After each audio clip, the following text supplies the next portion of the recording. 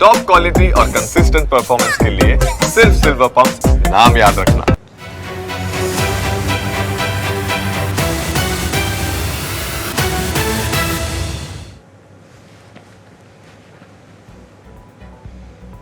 નમસ્કાર, સ્વાગત છે આપનું ન્યૂઝ કેપિટલમાં વિશેષ રજૂઆત સાથે હું છું જુહી ગાંધી। રાજ્યની સરકારી શાળામાં વિદ્યાર્થીઓને અપાતા પુસ્તકોનો અભાવ જોવા મળી રહ્યો છે। આ દરમિયાન અમદાવાદમાંથી સરકાર દ્વારા વિનામૂલ્યે આપવામાં આવતા પુસ્તકો ભરેલી ટ્રક ઝડપાઈ છે। આ ટ્રક કોંગ્રેસ કાર્યકર્તાઓએ ઝડપી પાડી છે। હાલ આ મામલે શિક્ષણ વિભાગ દ્વારા તપાસ સોંપવામાં આવી છે। મળતી માહિતી અનુસાર અસારવાની એક શાળામાંથી રાજ્ય સરકારના નવા પુસ્તકો ટ્રક મારફતે બીજા રાજ્યમાં સગેવગે કરાતા હોવાના કૌભાંડનો પર્દાફાશ થયો છે। આપ અને કોંગ્રેસના કાર્યકર્તાઓએ પસ્તીમાં જતા વિવિધ ધોરણના પુસ્તકો ભરેલી ટ્રક ઝડપી પાડી છે। જ્યારે કોંગ્રેસ કાર્યકર્તાઓએ આ મામલે ટ્રક ચાલકની પૂછપરછ કરી તો તેમણે ગોળ ગોળ જવાબ આપ્યો। પ્રાથમિક તપાસમાં સામે આવ્યું છે કે પુસ્તકો ભરેલ ટ્રક પંજાબ જઈ રહી છે અને કેટલાક શખ્સો દ્વારા ત્યાંના કોઈ ભંગારના ગોડાઉનમાં નવા પુસ્તકો પસ્તીમાં આપવાના હતા। સમગ્ર મામલે કોંગ્રેસ કાર્યકર્તાએ ટ્રક ઝડપી સ્થાનિક પોલીસને જાણ કરી હતી। તો આજ વિશે વધુ ચર્ચા માટે આપણી સાથે બે મહાનુભાવો જોડાયા છે। કે.આર. પોટા જેઓ પૂર્વ ડીપીઈઓ છે અને સાથે હેમાંગ રાવલ નેતા છે કોંગ્રેસના। બંનેનું ખૂબ ખૂબ સ્વાગત છે। સૌથી પહેલા હેમાંગભાઈ, કારણ કે કોંગ્રેસે આ ટ્રક ઝડપી છે એટલે પહેલો સવાલ સ્વાભાવિક રીતે આપને જ હું પૂછું, કારણ કે આવું અનેક વખત સામે આવી ચૂક્યું છે। ક્યાંક કોઈક પસ્તીના ગોડાઉનમાંથી આ પ્રમાણે લોકો એક તરફ વિદ્યાર્થીઓ વલખા મારે છે પાઠ્યપુસ્તક વગર અને પસ્તીમાંથી પુસ્તકો મળે। આપણે ઘણી વખત આ મુદ્દે ચર્ચા કરી ચૂક્યા છે અને ફરી વખત કમનસીબે આ જ મુદ્દે ચર્ચા કરવી પડી રહી છે। હેમાંગભાઈ જી જુઈ, સૌ પ્રથમ તો ન્યૂઝ કેપિટલને હું ખૂબ ખૂબ ધન્યવાદ આપું છું કે એમણે આ શિક્ષણના મુદ્દે ખૂબ જ સારી પહેલ કરી છે અને આ જે ચર્ચા છે એ ચર્ચા હકીકતમાં ગુજરાતના શિક્ષણ માટે યથાયોગ્ય રહેશે ભવિષ્ય માટે થઈને। હવે વાત થઈ કે આ 5000 જેટલા પુસ્તકો જે છે એ એક ટ્રકમાંથી કોંગ્રેસના કાર્યકર્તાઓએ પકડ્યા। કોંગ્રેસના કાર્યકર્તાઓને તો અભિનંદન હું આપું જ છું, પણ સાથે સાથે તમે વિચાર કરો કે આ 5000 પુસ્તકોનો મતલબ એમ થયો કે આ તો ખાલી એક જગ્યાની વાત છે, એક જિલ્લાની વાત છે। મારી સાથે પોટા સાહેબ છે, એમને ખ્યાલ છે કે આ શિક્ષણ વિભાગની અંદર એક વખત પુસ્તકો એમની પાસે પાઠ્યપુસ્તક મંડળમાંથી આવી જાય પછી જવાબદારી એમની હોય છે, પાઠ્યપુસ્તક મંડળ બિલ કરીને મોકલી દે, પછી જવાબદારી શિક્ષણ વિભાગની એની ડિસ્ટ્રીબ્યુશનની હોય છે। 1 થી 8 ધોરણના પુસ્તકોની જવાબદારી જે પ્રમાણે પ્રાથમિકની હોય છે ને બીજા લોકોની માધ્યમિકની જવાબદારી હોય છે 9 થી 12ના પુસ્તકોની। આ પુસ્તકો જો જે તે વિદ્યાર્થીઓને મળવાના હોય અને એની જોડે ના પહોંચ્યા હોય તો આને પાછળ બીજા ઘણા બધા સવાલો ઉદ્ભવે છે। પહેલી વસ્તુ એ કે જો વિદ્યાર્થીઓને પુસ્તકો ના મળ્યા તો વિદ્યાર્થીઓ આખું વર્ષ ભણ્યા કઈ રીતે હશે અથવા આવનારા વર્ષોમાં આખું વર્ષ ભણશે કઈ રીતે, નંબર 1। નંબર 2, જો આ પુસ્તકો ઘર કરી ગયા છે તો એનો મતલબ એમ કે એટલા વિદ્યાર્થીઓ કાં તો ગુજરાતની અંદર, આ તો 5000ની વાત છે, હું તો કહું છું 5 લાખ પુસ્તકો આવા ઘર કરી ગયા હશે, તો એટલા વિદ્યાર્થીઓ ગુજરાતની અંદર ડમી વિદ્યાર્થી તરીકે ભણી રહ્યા છે। એનો મતલબ શાળામાં હાજરીઓ નથી થતી, માત્ર ને માત્ર ચોપડા ઉપર જે સરકારનો ડ્રોપ આઉટ રેશિયો છે એ ઓછો બતાવવા માટે થઈને વિદ્યાર્થીઓ ભણી રહ્યા હોય એવી સંભાવનાઓ પણ આપણે અત્યારે ઓછી ના કરી શકીએ। ટૂંકમાં ગુજરાતના શિક્ષણ માટે અને ગુજરાતના શિક્ષણ જગત માટે, શિક્ષણ મંત્રી માટે અને શિક્ષણની જે આ વ્યવસ્થાઓ સાથે સંકળાયેલી સરકારી સંસ્થાઓ છે એના માટે આ એક કાળી ટીલ્લી સમાન છે।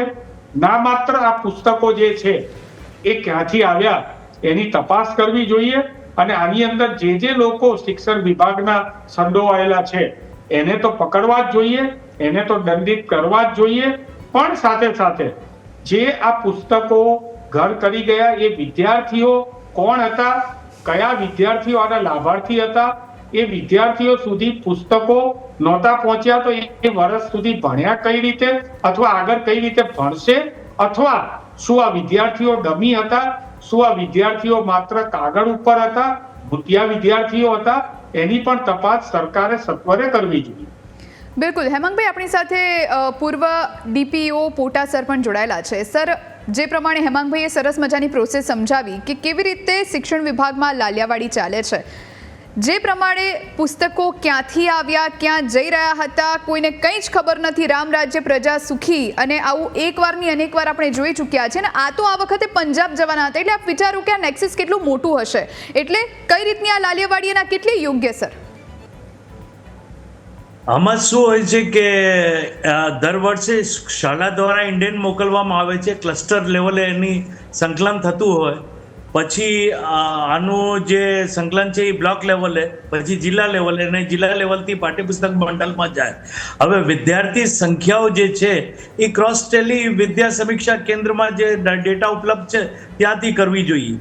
હવે ડેટાનું ક્રોસ ચેક થયું છે કે નહીં થયું છે એ જાણવું અગત્યનું છે, કારણ કે જ્યારે ઇન્ક્વાયરી બેસશે અથવા આ અંગે હકીકતલક્ષી અહેવાલની વાત થશે ત્યારે ક્રોસ એક્ઝામિન કરવું પડે, કારણ કે જે તે શાળાએ જે ઇન્ડિયન મોકલ્યું છે એમાં શું વિદ્યાર્થી સંખ્યા દર્શાવી છે, કયા પ્રકારની જરૂરિયાત દર્શાવી છે.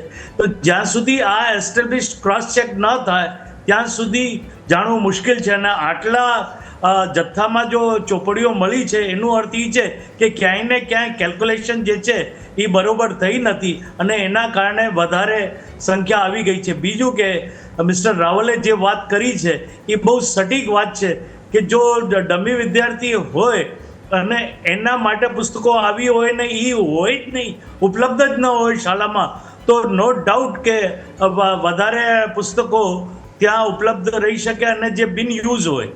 એટલે cross Tally of the data અમે દર વર્ષે, દર દિવસે, દર મહિને ડેટા મંગાવતા હોઈએ. સાંજે 6 વાગે ફેક્સ આવતું હોય અથવા મોબાઈલમાં ઇન્ફોર્મેશન આવતી હોય કે તમારે 6-5 સુધીમાં ડેટા મોકલી દેવા. હવે આ કઈ જાતની ડેટાની રમત? અને પુસ્તકો તો તમારે એક કટ ઓફ હોય કે સ્ક્રેપમાં આટલી જશે અથવા ખરાબ આટલી થશે, અથવા પ્લસ વિદ્યાર્થીઓને કઈ રીતે ધ્યાને રાખવામાં આવે, તો એ રીતે કેલ્ક્યુલેશન કરીને ને પુસ્તકોનું ઇન્ડિયન મોકલવાનું હોય છે. પણ આ ગડબડ સમજાતી નથી કે પુસ્તકો અવેલેબલ હોય. અને એક વસ્તુ એ છે કે જો ક્રોનોલોજીકલી યર વાઇઝ ડેટા મેળવવામાં આવે તો કોઈ ને કોઈ શાળાઓમાં અથવા મોસ્ટલી શાળાઓમાં તમને પુસ્તકો ઉપલબ્ધ જોવા મળશે. હવે કઈ રીતે પુસ્તકો ઉપલબ્ધ હોય? ધારો કે પુસ્તકો ઉપલબ્ધ હોય તો એને રિટર્ન બેક પાઠ્યપુસ્તક મંડળમાં કેમ ન કરવામાં આવે? તો સર્ટન થિંગ્સ જે છે એ ક્રોસ ચેક કરવાનું અને ડેડિકેશનનો અભાવ કહી શકાય, અથવા મનસુબી રીતે પ્રશાસન ચાલવાનું છે, કારણ કે ઇન્ક્વાયરી થશે અને ઇન્ક્વાયરીમાં નો ડાઉટ કહીને થવાનું છે. એ માનસિકતા જે એમ્પ્લોયના કે ઓફિસરના દિમાગમાં બેસી ગઈ છે, એટલે એને દૂર કરવી મુશ્કેલ છે જ્યાં સુધી એક્શન એક્ઝિક્યુશન ન થાય. અને શિક્ષણ જગતમાં અથવા એલાઇડ સરકારી તંત્રમાં ભૂલ સ્વીકારવી અથવા કોઈ વસ્તુ સ્વીકારવી એ તો અપવાદ થઈ ગયું છે. એ તો કોઈ દિવસ સ્વીકારવામાં આવતી જ નથી. 1815 થી તમે જુઓ તો શિક્ષણ જગતમાં એક પણ ભૂલ સ્વીકારી હોય તો તમે મને બતાવો. જ્યાં સુધી ભૂલો નહીં સ્વીકારો ત્યાં સુધી તંત્ર સુધારાત્મક વલણ લેશે ક્યાં છે? સુધારાત્મક વલણ માટે તો કોઈને કોઈ ભૂલ સ્વીકારવી જ પડે. કોઈક વાર પેપરમાં એક્ઝામમાં પેપર ફૂટી જવાની વાત હોય, પુસ્તકોની વાત હોય, બીજી વાત હોય, ત્રીજી વાત હોય, પણ મેં કોઈને પણ ભૂલ સ્વીકારતા જોયા નથી. સર, પણ કમનસીબે ખાલી શિક્ષણ વિભાગમાં આવું નથી, લગભગ દરેક વિભાગમાં આવું જ છે. અને હેમાંગભાઈ આ વાત પર અગ્રી કરશે ચોક્કસથી. જે પ્રમાણે પોટા સરે કહ્યું, હેમાંગભાઈ, ક્રોસ ચેકિંગ કરવું જોઈએ, ક્રોસ વેરિફિકેશન સમયે કરવું જોઈએ, પણ એ નથી થતું. હેમાંગભાઈ, આપ પણ જાણો છો, અમે પણ જાણીએ છીએ, અને એના જ કારણે આ પ્રમાણેની ઘટનાઓ વારંવાર બને છે. આ તો એક ટ્રક પકડી છે 5000 પુસ્તકોની, આવી તો કદાચ ખબર નહીં કેટલી ટ્રક બારોબાર પહોંચી ગઈ હશે પંજાબ. કેટલા સમયથી આ પ્રમાણેનું નેક્સસ ચાલતું હશે? જવાબદારી કોની, હેમાંગભાઈ? જોઈ, સૌ પ્રથમ તો હું તમને એ કહેવા માંગુ છું કે જવાબદારી આરોગ્ય અને શિક્ષણ, આ બંનેની જવાબદારી આપણા બંધારણની અંદર, સંવિધાનની અંદર સરકારોની છે. આરોગ્ય અને શિક્ષણ ઉપર ખૂબ જ ભાર મૂકવામાં આવેલો છે. એમાં પણ શિક્ષણ જે છે, જે બાળકો ભણે છે એ આવનારા દિવસોનો નાગરિક થવાનો છે, અને એ ભણતર જે છે એ એક કે બીજી રીતે જો વંચિત રખાતું હોય, મેં જેમ અગાઉ વાત કરી એમ કાં તો વિદ્યાર્થીઓ જ ભૂતિયા હોવા જોઈએ, આ શિક્ષકો, કારણ કે માફ કરજો, આ પુસ્તકો જે છે એ જે 5,000 અત્યારે ઘર કરી ગયા છે, કાં તો આ 5,000 વિદ્યાર્થીઓ ભૂતિયા હશે, કાં તો આ 5,000 વિદ્યાર્થીઓને આ ચોપડીઓ પહોંચી નહીં હોય. આ બે સિવાય ત્રીજું તો કંઈ થઈ ના શકે. જે રીતે પોટા સાહેબે કીધું કે પહેલા શાળા જોડેથી, જે મેં સમજ્યો છું ત્યાં સુધી, શાળાઓ જોડેથી ક્લસ્ટર લેવલ ઉપર, પછી બ્લોક લેવલે અને પછી જિલ્લા લેવલે એ આખો ડેટા મંગાવવામાં આવે છે કે તમારે કેટલા પુસ્તકોની જરૂર છે. એ મુજબ પાઠ્યપુસ્તક મંડળને ઓર્ડર કરવામાં આવે છે. આમાં પાઠ્યપુસ્તક મંડળનો રોલ તો માત્ર પુસ્તકો ત્યાં મોકલી દેવા પૂરતો જ છે. અને આ પુસ્તકોમાં જે ઉપર લખેલું છે કે આ વિનામૂલ્યે આપવામાં આવતા પુસ્તકો છે, એનો મતલબ એમ છે કે પાઠ્યપુસ્તક મંડળે એક વખત આ પુસ્તક મોકલી દીધા એટલે એ એમની જવાબદારીમાંથી મુક્ત થઈ જાય છે. એ વાત હું પોટા સાહેબની સ્વીકારું છું. તો હવે વાત આવી તાલુકા લેવલે અને જિલ્લા લેવલે. જે લોકો આ પુસ્તકોની વહેંચણી કરતા હતા, બહુ ઈઝી છે. આ પુસ્તકોની અંદર એના પ્રકાશકનું નામ હશે, આ પુસ્તકોનો લોટ હશે, એનું પ્રકાશકનું યર હશે. આના ઉપરથી આ પુસ્તકો ક્યાં જવાના હતા, કોને આપવાના હતા, એ સંપૂર્ણ રીતે બહુ જ સારી રીતે પારદર્શિકતાથી, જો સરકારમાં એ વિલિંગનેસ હોય, જેમ ગીતામાં લખ્યું છે કે પરિસ્થિતિનો સામનો તો જ કરી શકીશું જો આપણે પરિસ્થિતિનો સ્વીકાર કરીએ. તો સૌપ્રથમ પરિસ્થિતિનો સ્વીકાર કરવો પડશે કે કાં તો બાળકો ભૂતિયા છે, કાં તો બાળકો સુધી પહોંચ્યું નથી. તો એ શિક્ષણ વિભાગને આના ઉપર કડક પગલાં લેવા જોઈએ, એવા પગલાં લેવા જોઈએ કે ભવિષ્યની અંદર આવું કરનારા લોકો જે છે એમને એક બીક પેસવી જોઈએ. અને જે જવાબદાર છે એ જવાબદારને આપણે વધુમાં વધુ એવી સજા થવી જોઈએ કે જેથી કરીને બાળકોના ભણતર ઉપર ભવિષ્યમાં આવા શિક્ષણ માફિયાઓ બીજી વાર તરાપ ના મારી શકે. આ વ્યવસ્થિત પૂર્વકનું બહુ મોટું સ્કેન્ડલ છે. આ સ્કેન્ડલ તો કોંગ્રેસના કાર્યકર્તાઓએ પકડ્યું છે, પરંતુ મીડિયાના મિત્રો, ન્યૂઝ કેપિટલ જેવા એક સંવેદનશીલ મીડિયા છે કે જેમણે આ એક પુસ્તકના સ્કેન્ડલને સમાચારોના માધ્યમથી જે વાત રજૂ કરી છે, મને લાગે છે જેવી રીતે ભૂતકાળમાં ન્યૂઝ કેપિટલના કાર્યક્રમો અને એમના સમાચારો જોઈને ઘણી બધી ઇમ્પેક્ટ આવી છે અને એના ઉપર ઘણા બધા સુધારા આપણને જોવા મળ્યા છે. હું એક વિરોધ પક્ષ તરીકે હું આજે દોષારોપણ કર્યા સિવાય હું એમ કહેવા માંગુ છું કે જે કોઈ પણ ચમરબંધી, આપણે દર વખતે કહીએ છીએ કે ચમરબંધીઓને પકડીશું, ચમરબંધીઓને છોડીશું નહીં, તો આ વખતે ચમરબંધીઓને પકડીને આપણે આપણી વાતને સાચી સાબિત કરીએ. અને જોઈ એક લાઇટર મોડમાં કહેવા માંગુ છું કે સરકારે એક સરસ મજાનું સ્લોગન આપેલું છે કે ભાર વિનાનું ભણતર. તો મને લાગે છે કે આ પુસ્તકો પસ્તીમાં ટ્રક ઉપર ચડાવીને એ ભાર પસ્તીવાળાને સરકારના અધિકારીઓએ આપી દીધો છે અને ભાર વિનાનું ભણતર છે કે મને લાગે છે આવી રીતે સાર્થક કરી રહ્યા છે. આપણે આવી રીતે સાર્થક નથી કરવું. આપણે બાળકોના મગજ ઉપર ભાર ના આવે એવી રીતે સાર્થક કરવું છે.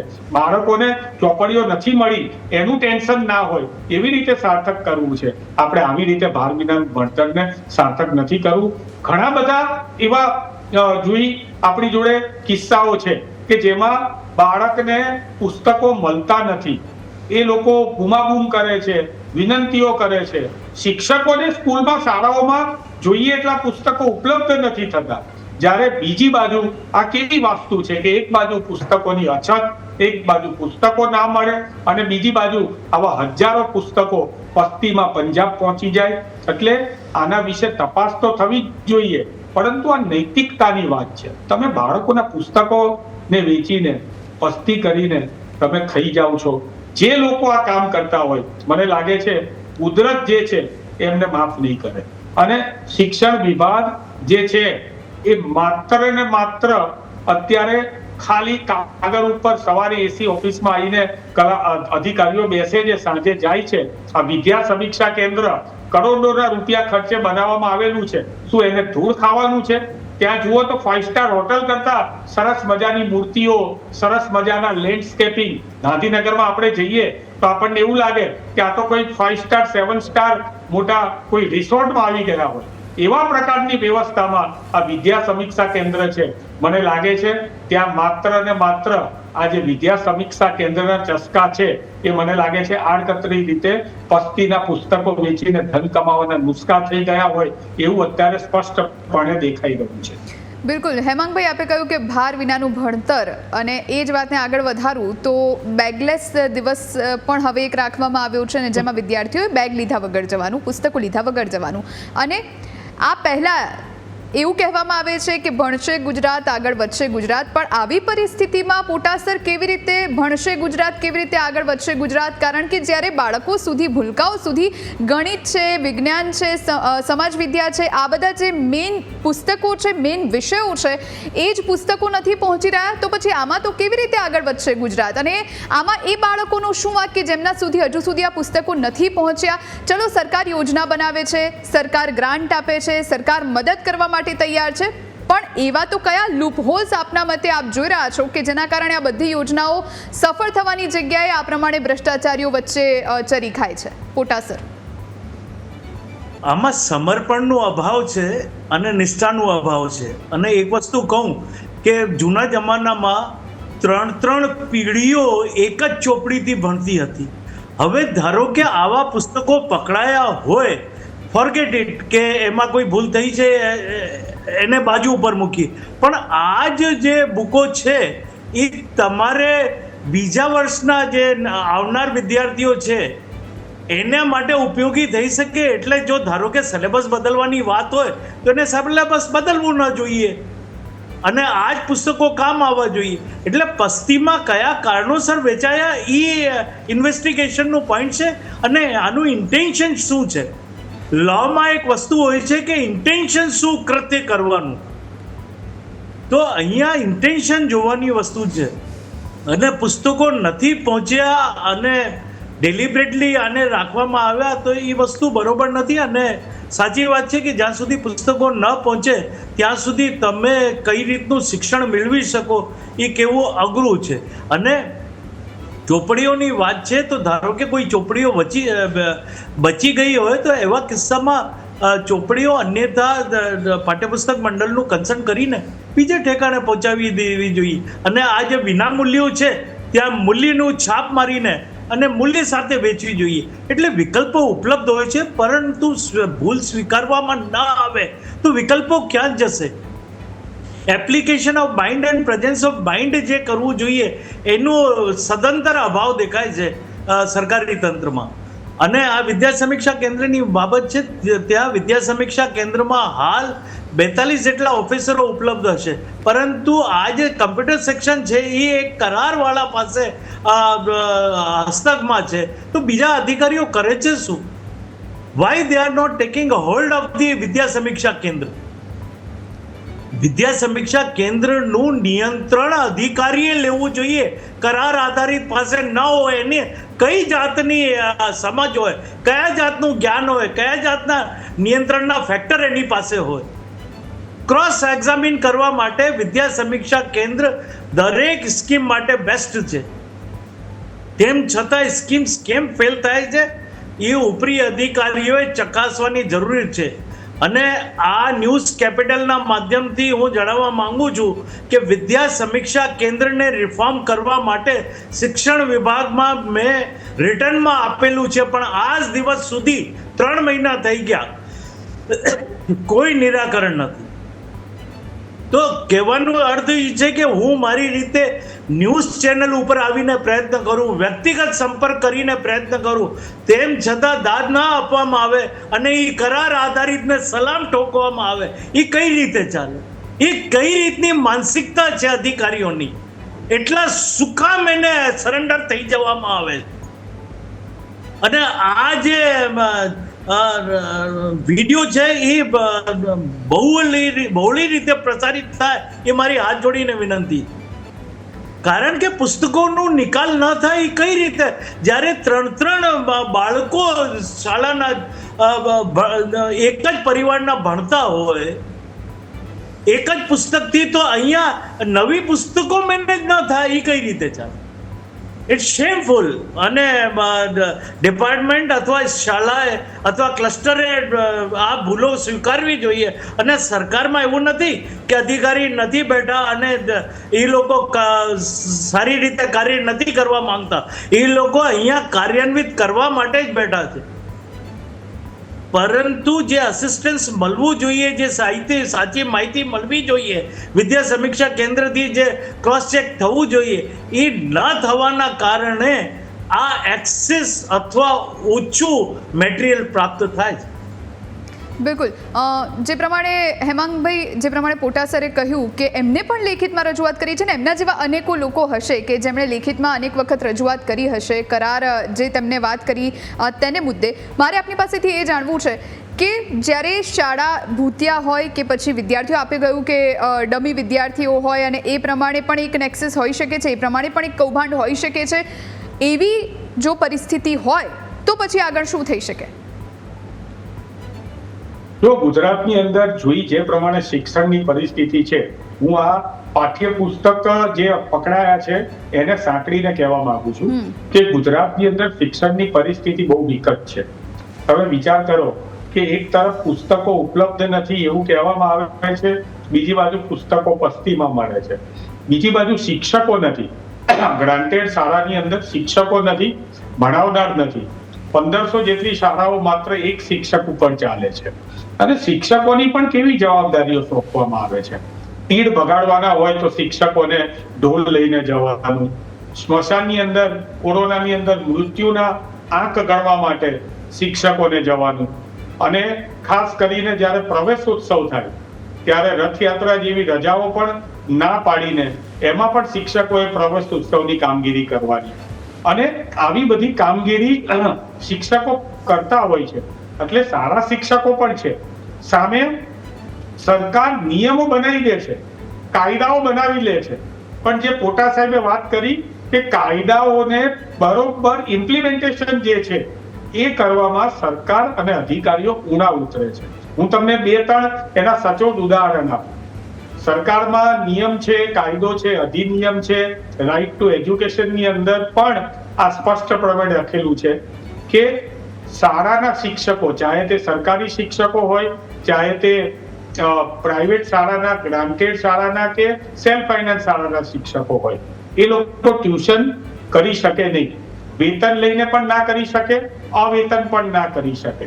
એટલે પૈસા લઈને પણ ના કરી શકે ને એમ કે હું મફત ભણાવું છું છોકરાને તો પણ ના ભણાવી શકે.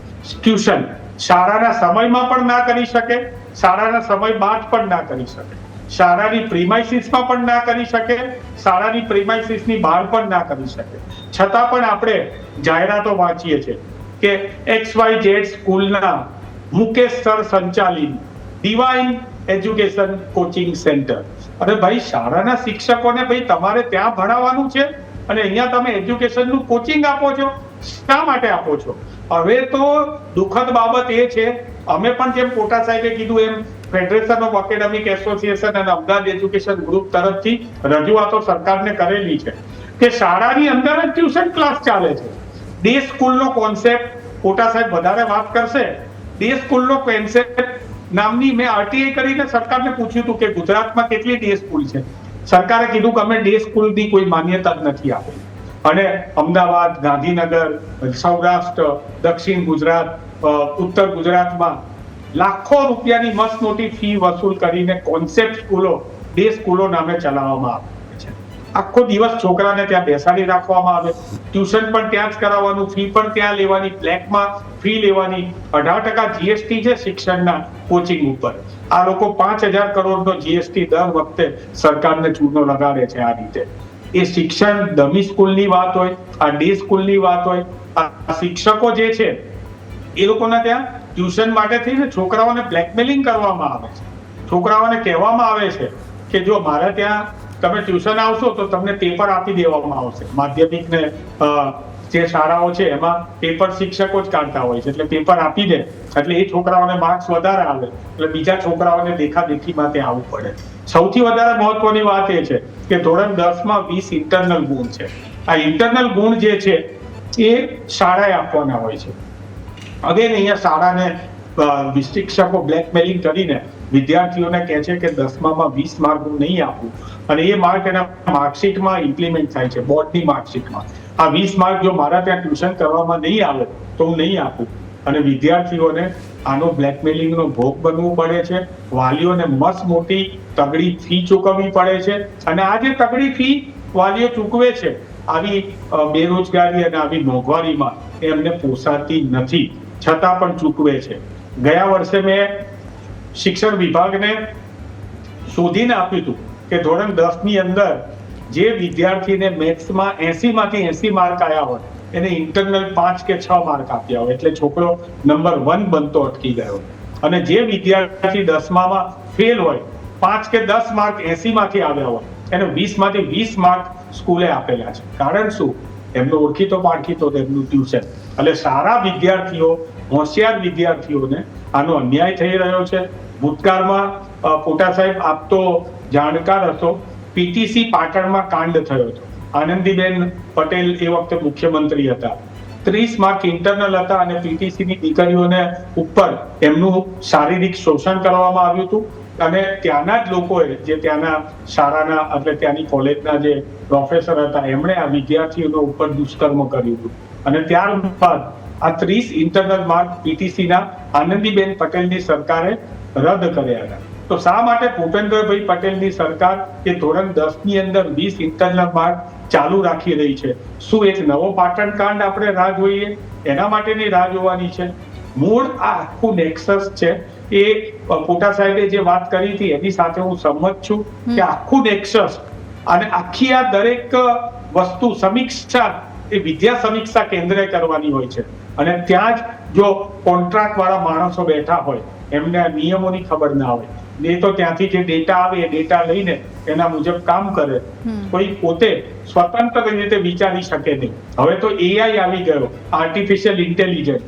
કોમ્પ્યુટર અને લેપટોપ ને મોબાઈલ પણ જો સ્વતંત્ર રીતે વિચારી શકતા હોય તો અહીંયા સરકારે, એમના અધિકારીઓએ સ્વતંત્ર રીતે વિચારીને વિદ્યાર્થી આલમ અને વાલી આલમના હિતમાં જરૂરી પગલાં લેવા જ જોઈએ, એવી હું આપના માધ્યમથી વિનંતી કરું છું. બિલકુલ. અંતિમ સવાલ બંનેઓને શોર્ટમાં હું આન્સર માંગી લઉં. સૌથી પહેલા પોટા સર આપની પાસે કે શિક્ષણ વિભાગ તપાસના આદેશ આપે છે, પણ માત્ર ને માત્ર ખાલી ને ખાલી કમિટી બનાવવાથી કે તપાસના આદેશ આપવાથી કંઈ નથી થઈ જવાનું. આ વખતે નાની માછલીઓ કરતાં મોટા મગરમચ્છ પકડાય એ જરૂરી છે. સર, આમાં શું છે કે કોન્સ્ટિટ્યુશન ઓફ ઇન્ડિયા આર્ટિકલ 311માં કમિટીનો સ્ટ્રેટ વે ઉલ્લેખ નથી. એટલે કમિટી કેસીસને લૂઝ કરવા અથવા લિબરલાઇઝ વેમાં જોવા માટે રચવામાં આવે છે. સિંગલેટ ઓફિસરને ઇન્વેસ્ટિગેશન આપવું જોઈએ, જેથી અને એના અસિસ્ટન્સમાં કોઈ ન હોવું જોઈએ. એને એપ્લિકેશન ઓફ માઇન્ડ કરીને અને ઇન્ક્વાયરી રિપોર્ટ આપવું જોઈએ. કારણ કે committee is not the solution but the singlet person એ સોલ્યુશન હોય છે. કારણ કે એ કોઈના વિચારોથી વિચલિત ન થાય અને જ્યાં સુધી ઇન્ક્વાયરી ન થાય એના એકલા અટૂટ રાખવા જોઈએ, જેથી એ પોતાની રીતે વિચારીને અને ઇન્ક્વાયરીનો રિપોર્ટ આપે. રાઈટ. આ બંને મહાનુભાવો અમારી સાથે જોડાયા બદલ આ બંનેનો ખૂબ ખૂબ આભાર. આ સાથે આ વિશેષ રજૂઆતમાં અત્યારે બસ આટલું જ. રજા આપશું. નમસ્કાર.